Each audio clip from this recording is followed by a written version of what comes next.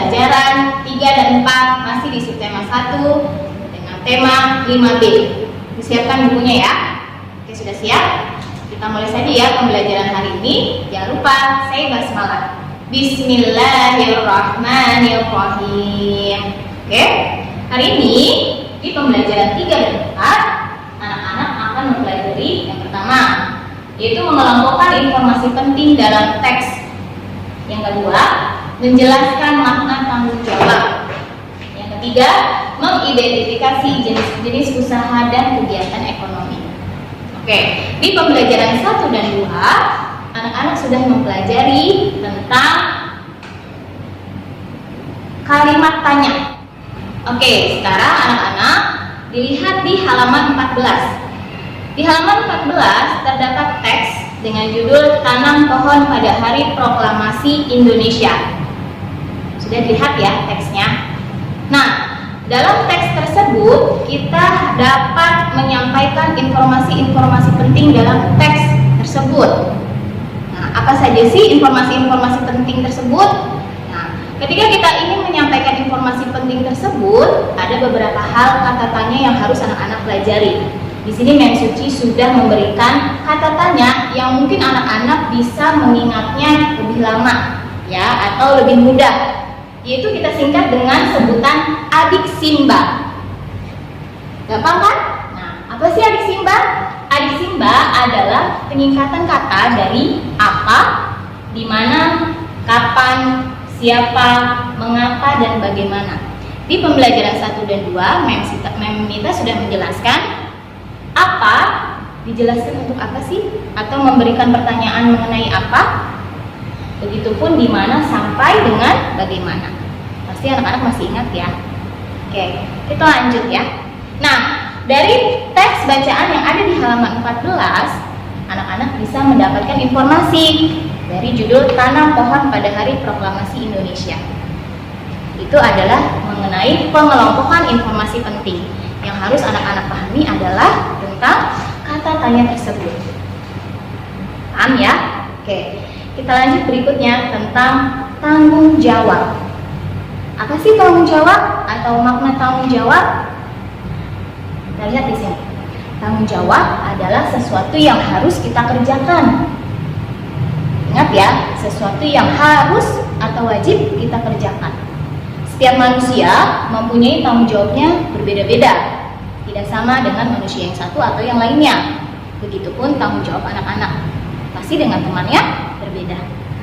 Di sini kita mempelajari ada 5 tanggung jawab. Yang pertama, tanggung jawab kita sebagai makhluk Tuhan. Di situ dibuka di halaman 15. Anak-anak buka bukunya ya. Di halaman 15, tanggung jawab manusia sebagai makhluk Tuhan. Contohnya seperti apa? Misalnya beribadah. Jika kita sebagai seorang muslim, apa saja ibadahnya? Sholat, puasa, dan sebagainya. Ya, lalu kemudian apa lagi? Berbuat baik terhadap sesama. Ya, ingat kita harus selalu berbuat baik kepada sesama. Ya, itu adalah sebagai tanggung jawab kita sebagai makhluk Tuhan. Yang kedua adalah tanggung jawab kita sebagai anak. Apa sih contohnya? Di buku sudah dijelaskan. Sebagai anak, contohnya adalah berbakti kepada kedua orang tua. Selain itu apa lagi? Bisa juga dengan belajar bersungguh-sungguh. Nah, itu adalah tanggung jawab kita sebagai anak. Yang ketiga, sebagai siswa. Tanggung jawab kita sebagai siswa. Di buku diberi contoh yaitu seperti apa, Mem? Memakai seragam, kemudian datang tepat waktu, lalu apalagi mengumpulkan tugas, ya, dan masih banyak lagi.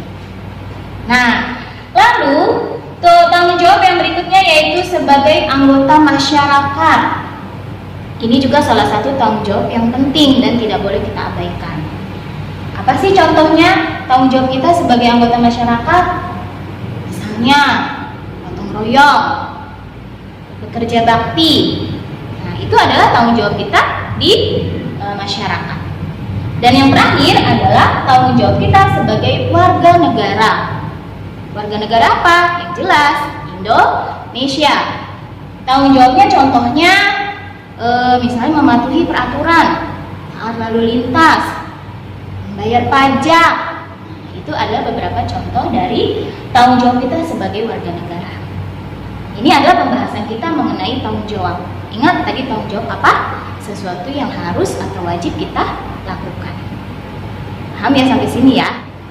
Oke, kita lanjut ke materi yang berikutnya, yaitu jenis-jenis usaha dan kegiatan ekonomi. Di buku terdapat di halaman 16. Anak-anak buka ya. Ya, kita mulai. Dataran rendah ini merupakan salah satu bentuk bentang alam. Nah, selain dataran rendah, bentang alam di Indonesia itu terdiri atas pegunungan, dataran tinggi, gunung, dan lautan. Nah, setiap bentang alam memiliki potensi sumber daya alam yang dapat dimanfaatkan untuk memenuhi kebutuhan manusia. Nah, upayanya apa saja sih? Ya, yang disebut sebagai kegiatan ekonomi. Nah, ini adalah kegiatan-kegiatan ekonomi berdasarkan bentang alam yang ada. Sudah Mem tulis. Yang pertama pertanian dan peternakan. Buku di halaman 16 ya. Daerah pegunungan biasanya memiliki tanah yang subur dan udara yang segar. Ya, masyarakat sebagian besar mereka adalah bertani. Ya, mereka menanam apa saja. Misalnya padi, sayuran, serta buah-buahan. Selain itu apalagi sih? Selain bertani, mereka juga beternak. Yang mereka ternakan ada sapi, kambing, ayam, dan sebagainya. Nah, hasil dari mereka biasanya juga dimanfaatkan untuk dikonsumsi sendiri, selain dijual. Gitu. Kemudian yang kedua ada perikanan. Oke, lihat di sini ya. Perikanan di Indonesia itu terbagi ada 3, yaitu ada asin atau air asin ya, payau, dan tawar. Nah, mereka ini berbeda-beda jenis ikannya. Kita lihat, asin itu biasanya cenderung di lautan. Contohnya ada ikan tuna dan ikan tongkol. Kemudian payau itu adalah campuran. Ya, biasanya seperti ditambak. Ya, campuran ini dari air asin dan air tawar. Ada ikan apa saja sih? Ada ikan bandeng, kerapu, dan ikan patin. Nah, lalu yang ketiga adalah jenis air tawar. Nah, biasanya hidup ikan mas, ikan lele, dan ikan gurami. Oke? Nah, anak-anak, sekarang kita beralih ke yang nomor 3, yaitu kehutanan. Di buku di halaman 17. Lihat ya. Nah, hutan memiliki banyak sekali manfaat bagi manusia. Nah, di sini kita lihat ya. Yang pertama untuk membangun rumah. Kita memerlukan kayu-kayu, yang mana kayu tersebut kita manfaatkan dari hutan. Kemudian membuat kayu bakar. Dan yang terakhir industri peralatan rumah tangga. Kemudian selanjutnya ada pertambangan. Di Indonesia juga banyak terdapat kegiatan pertambangan. Nah, kegiatan pertambangan itu apa sih? Yaitu kegiatan menggali dan memanfaatkan hasil logam maupun non-logam. Contohnya seperti apa? Seperti emas, perak, tembaga, ini yang logam. Sedangkan yang non-logam seperti minyak bumi dan batu bara. Ini sangat banyak dimanfaatkan bagi kebutuhan hidup manusia. Yang terakhir di bidang perindustrian. Dari kata industri, apa itu industri? Yaitu mengolah bahan mentah menjadi setengah jadi atau siap pakai. Kita lihat di sini ya. Contohnya ini seperti banyak sekali kegiatan-kegiatan industri yang ada di Indonesia. Ada industri kecil, kemudian ada industri sedang, dan industri besar. Bagaimana membedakannya? Dilihat dari banyaknya pekerja atau karyawan dari industri tersebut. Ya, itu adalah perindustrian. Yang terakhir ada perdagangan. Selain perindustrian, kegiatan ekonomi yang berkembang di dataran rendah adalah perdagangan.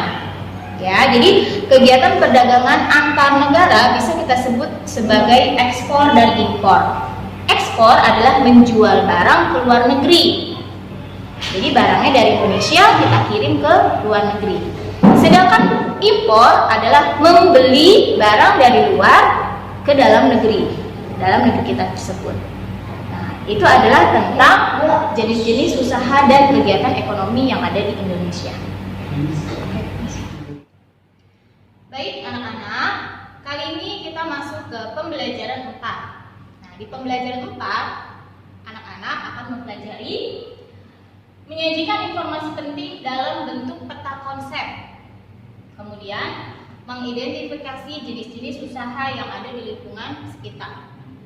Dan yang terakhir, menerapkan sikap tanggung jawab saat pemilihan ketua RT. Anak-anak siapkan bukunya ya, dan buka halaman 20. Oke, kita mulai dari yang pertama, menyajikan informasi penting dalam bentuk peta konsep.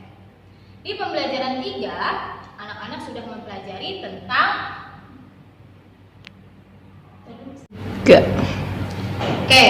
di pembelajaran 3, anak-anak telah mempelajari tentang mengelompokkan informasi penting dalam teks. Ya, Mem sudah berikan kata-kata yang mudah diingat ya tentang kalimat tanya. Masih ingat apa? Ya, adik Simba, yaitu kata tanya ada, di mana, kapan, siapa, mengapa, dan bagaimana. Kali ini di PB 4, anak-anak menyajikan informasi tersebut tetapi dalam bentuk peta konsep. Contohnya sudah ada di buku di halaman 21. Ini adalah dalam bentuk peta konsep. Ya, atau biasa disebutnya juga dengan bagan. Nah, di halaman 20 terdapat teks dengan judul Udara Bersih di Desa dan Kota. Anak-anak bisa baca sendiri ya di rumah. Dari teks tersebut, kita dapat membuat sebuah peta konsep dengan menggunakan kalimat tanya. Jangan lupa kalimat tanya tersebut ada adik Simba ya, seperti itu. Kemudian yang berikutnya adalah mengidentifikasi jenis-jenis usaha yang ada di lingkungan sekitar. Di buku anak-anak buka halaman 22. Nah, di sini ada bacaan jenis usaha di Pulau Bali. Kali ini daerahnya adalah Pulau Bali. Kira-kira di Pulau Bali bisa dijadikan usaha apa ya? Nah, kita lihat di sini. Bali itu adalah salah satu pulau di Indonesia yang banyak sekali dikunjungi oleh para wisatawan, baik dalam negeri maupun dari luar negeri. Nah, keindahan alam yang ada di Bali ini menjadi daya tarik tersendiri bagi wisatawan dari luar negeri. Jadi banyak sekali wisatawan dari luar negeri yang ingin berkunjung ke Bali dan ingin melihat Bali. Nah, kira-kira jenis usaha apa saja sih yang bisa kita kembangkan dari Pulau Bali tersebut? Ada banyak sekali. Di teks tersebut, salah satunya adalah usaha jasa seperti jasa penginapan, kemudian jasa penyedia pemandu wisata atau tour guide, jasa penyewaan transportasi, dan jasa penyewaan perlengkapan menyelam. Nah, itu adalah usaha jasa. Oke. Selain itu ada apa saja? Ada apa lagi selain usaha jasa? Bisa juga contohnya berdagang. Berdagang apa ya? Bisa pedagang makanan atau pedagang kerajinan tangan dan pedagang cenderamata atau souvenir. Nah, itu adalah jenis-jenis usaha di lingkungan sekitar. Nah, lingkungan ini bisa kita ambil contoh adalah di Pulau Bali. Nah, yang terakhir yaitu menerapkan sikap tanggung jawab saat pemilihan ketua RT. Di PB 3 kita sudah belajar tentang tanggung jawab dan macam-macamnya. Ayo, siapa yang masih ingat apa itu tanggung jawab? Betul, tanggung jawab adalah sesuatu yang harus kita lakukan atau wajib dilakukan. Ya, kali ini adalah tanggung jawab saat pemilihan ketua RT. Berarti tanggung jawab kita sebagai anggota masyarakat. Di PB yang sebelumnya singgung. Oke, dibuka di halaman 23. Ya. Jadi setiap RT itu dipimpin oleh adanya ketua RT. Siapa yang tahu apa itu kepanjangan dari RT? Ya, betul sekali. RT adalah rukun tetangga. Nah, ketua RT itu dipilih melalui pemilihan yang diikuti oleh siapa? Tentu saja oleh warga dalam lingkungan tersebut. Ya, jadi dipilih berdasarkan kandidat-kandidat. Seperti itu. Nah, mengikuti pemilihan ketua RT itu adalah sebagai tanggung jawab kita sebagai anggota masyarakat, ya, dan bentuk penerapan tanggung jawab di lingkungan masyarakat. Tuh. Siapa saja yang bisa memilih? Yang pertama, yang sudah memiliki KTP atau yang berusia 17 tahun ke atas. Itu adalah syarat utama ketika kita ingin memilih ketua RT. Seperti itu. Baik anak-anak, itulah tadi penjabaran MEM untuk pembelajaran 3 dan 4. Semoga anak-anak paham dan bisa dimengerti ya. Jangan lupa untuk tetap dibaca buku ya, atau sumber-sumber bahan media yang lain. Oke? Jangan lupa saya Hamdalah. Alhamdulillahirabbil alamin. Terima kasih. Wassalamualaikum warahmatullahi